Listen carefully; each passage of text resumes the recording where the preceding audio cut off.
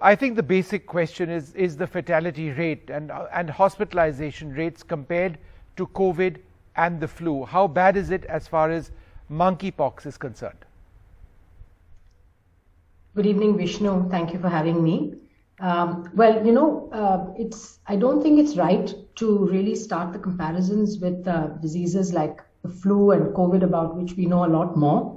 One of the reasons why the Director General announced a public health emergency of international concern is that not only is this an extraordinary event in the way in which it's been spreading over the last few months, but also that we understand very little about monkeypox and how it's transmitted and what the animal reservoirs are and why the epidemiology seems to be changing now. And so it means that we actually need to collect more information, more data, do more research, do better surveillance, and countries should report all of the data to WHO so that in the next few weeks, we can start understanding this disease better.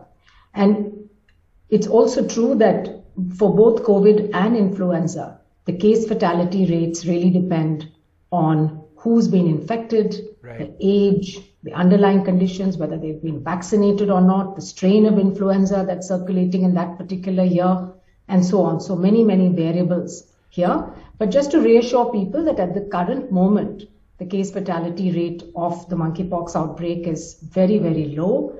We have a reported 5 deaths out of the approximately 16,000 cases reported to WHO, and there are probably many more cases that are undiagnosed in these communities. In fact, that really does answer my second question, how worried we should be about monkeypox. But what I'd like to do is move on to, what a lot of people really want to know about. Should there be a global vaccination program to deal with monkeypox? If not now, then perhaps inevitably in the next little while? That's a very good question. And you know that the world, once smallpox was eradicated and smallpox vaccination programs stopped somewhere around 1979, 1980, the generation born after that has not received smallpox vaccine and therefore has no immunity. In a way, I would say this monkeypox outbreak may be a wake-up call for us, because we all the time have to prepare ourselves for deadly outbreaks.